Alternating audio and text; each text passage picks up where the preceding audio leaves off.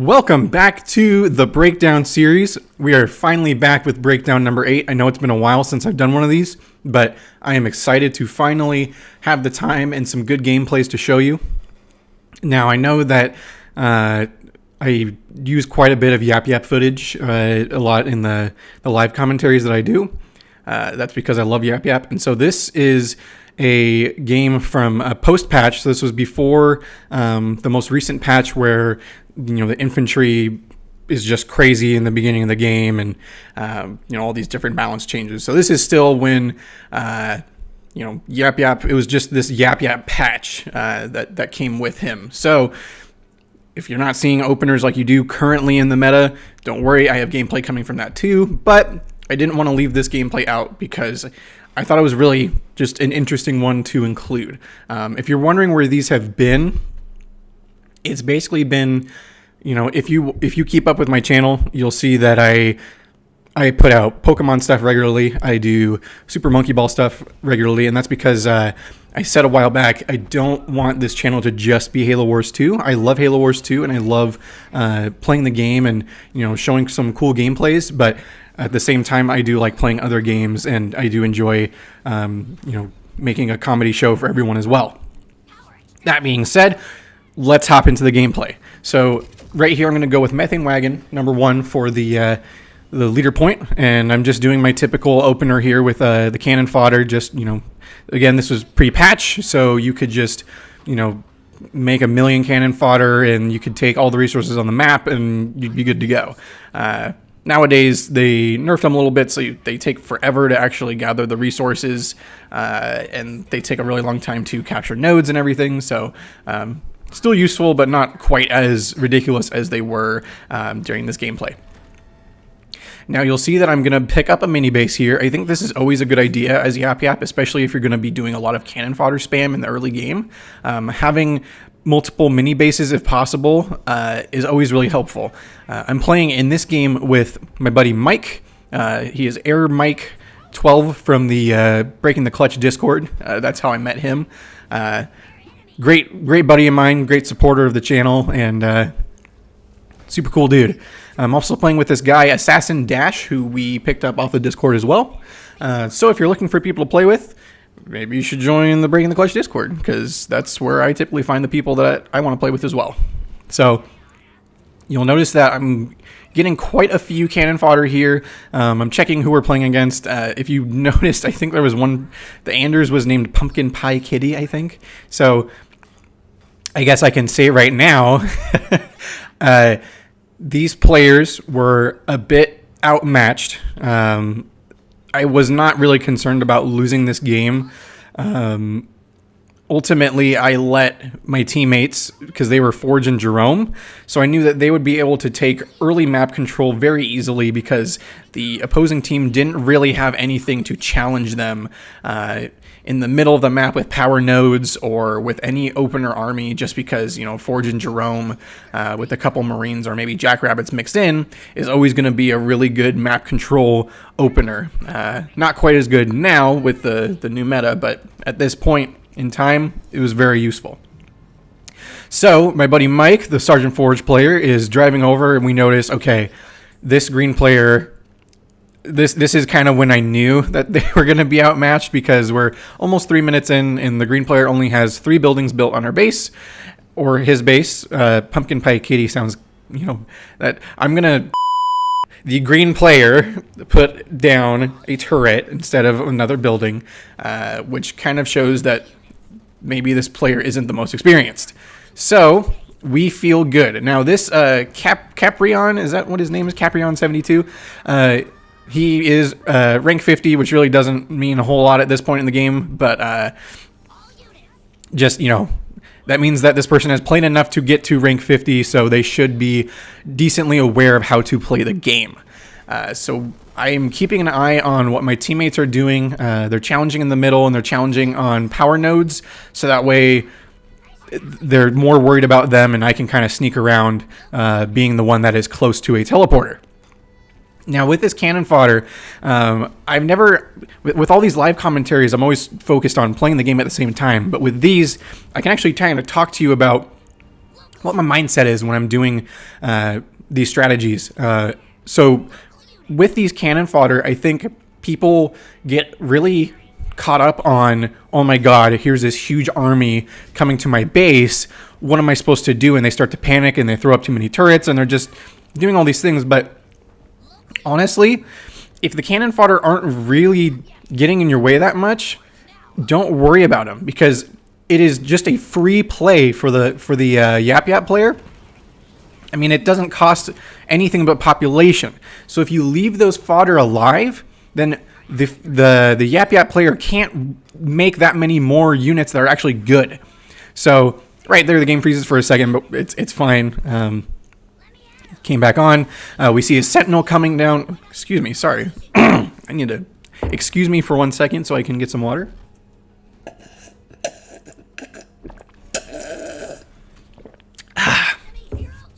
Now my voice won't crack so much. So, sorry about that. So, right here, we are challenging right at this expansion here. You'll notice that all my cannon fodder died, except for those little couple last ones that I teleported through. Now, what ends up happening with this is we're aware that they moved their whole army to Green's base to defend against the cannon fodder. They overcommitted to defending against the cannon fodder, which means we can take map control. We can pin them back to their side because they didn't take the opportunity to just push up against our armies. So you can see the Jerome army coming in right here. We have a great advantage here where this blue Yap Yap player is trying his best here, but you can't do it all by yourself. You're not going to be able to defend against a Forge Hog and a Jerome and a bunch of Inspired Marines and a Jackrabbit or two, like with just your Yap Yap stuff there. You're going to get outmatched because goblins are great, especially when you have 3 of them and you have Grunt Hustle. I love goblins, and you know that from my live commentaries if you watch those. Grunt goblins are some of my favorite units just because of how quickly they can heal all of your units.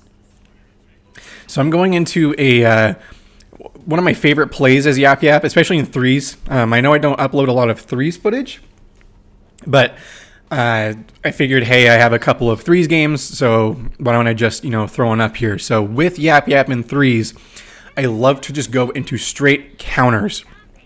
Reavers, Rangers, Hunters, just have a counter for anything, so that way you can play more of the support role when it comes to big engagements. Because Yap Yap can, be quite the devastating foe, you could say, when you are doing, when you're trying to be the main guy in an engagement. But there's other leaders that have, say, for example, Atriox. Atriox is great for those, main engagement guys, because you can use Dying Breath, you can use Bulwark, and you can use Unbreakable. Like, you have all these options to keep your units going and going and going and going and keep the longevity with them. Whereas Yap Yap, you have like Grunt Dome, you have things you can drop in to help support your army, but unless you're keeping them constantly healed through Engineer Support or Grunt Hustle, you're going to lose your army because you just don't have a lot of like big leader powers. Methane Party is great for that. I love Methane Party. It's one of my... ultimately because it has a really cool sound effect. Like, you drop Methane Party down and you're like, whoa, this sounds sweet. So I love Methane Party, but you can look at the leader powers right there. I mean, it's like you have a Glassing Beam and a Shade Drop.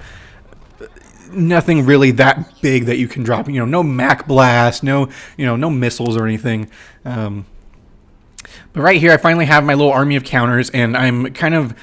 At this point, I'm talking over my headset to my teammates and telling them I'm kind of ready to move in because they have their units over at Green's base. I'm ready to move in on Blue's expansion and just take this out real quick.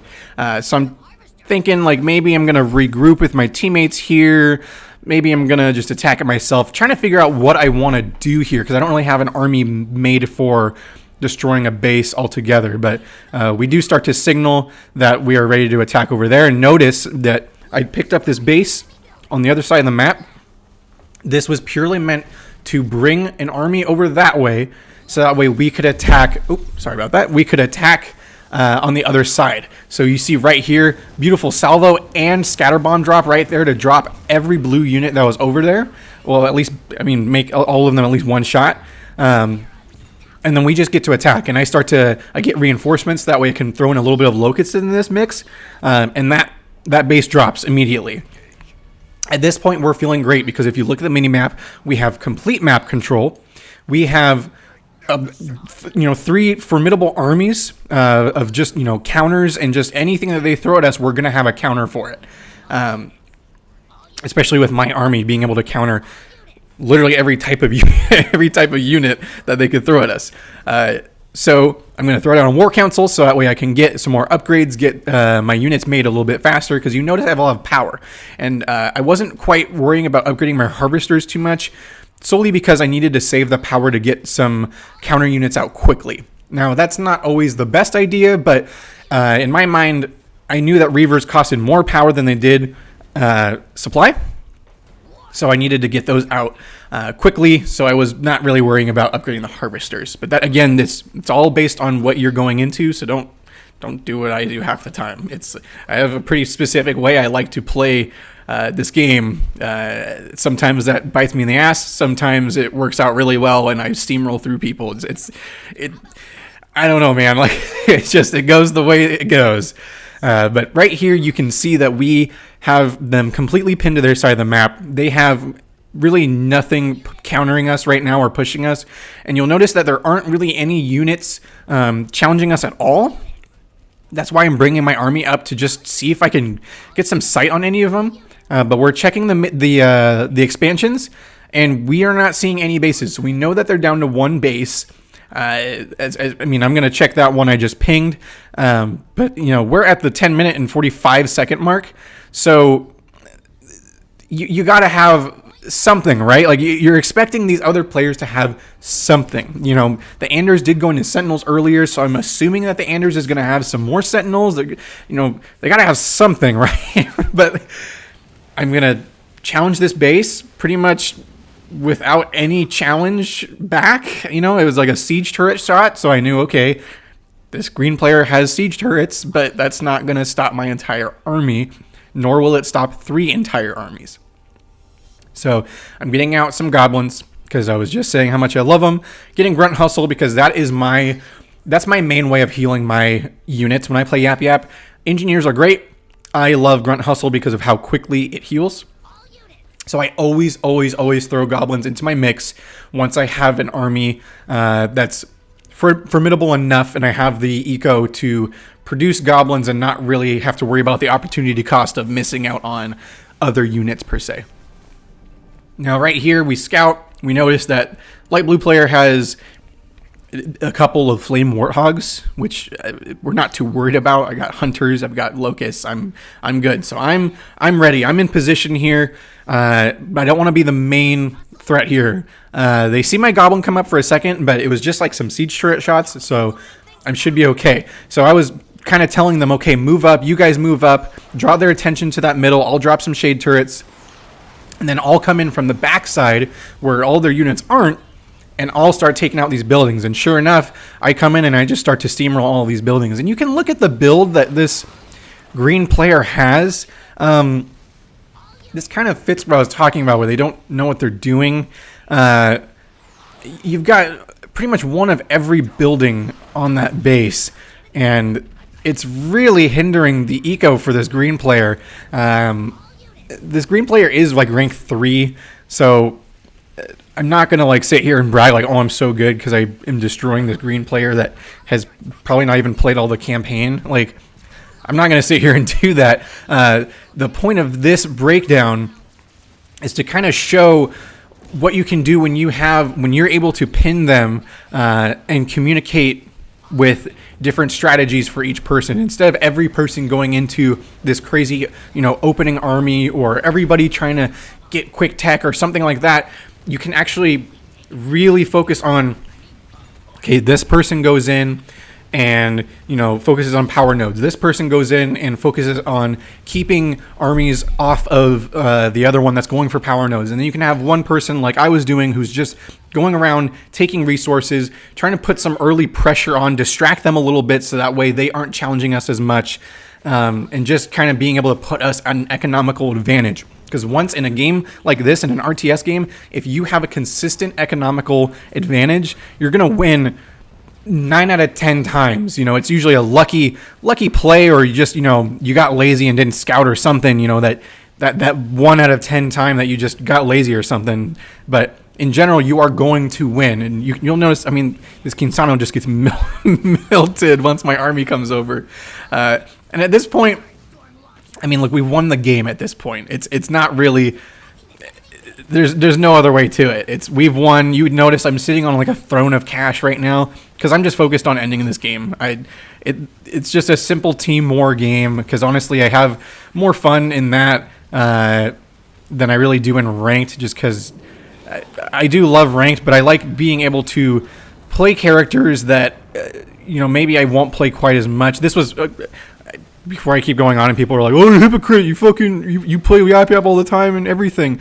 That's just because Yap Yap's my favorite person to play as.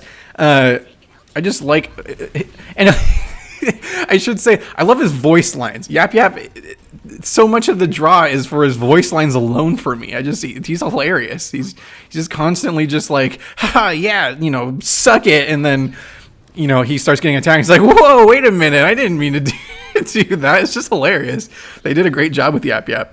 But we're 15 minutes and 20 seconds into the game. It's over. There's nothing really more to it. We're just trying to pick off the last little stragglers. But to finish my thought that I was saying with Yap Yap, sorry, I'm a little bit all over the place. It's been a while since I've done one of these. I do like being able to do team more because you kind of just get to play whatever characters you want, and it's just a casual game. It doesn't really matter if you lose that much, but it is a good kind of test of where you're at skill-wise. But right there, the game's over. Everything's great. I'm checking in, making sure that my buddy Pat BTC Slick got my message. Love you, buddy. You're the best. But that's it for this breakdown. Tune in for the next one coming up, hopefully in a couple of days.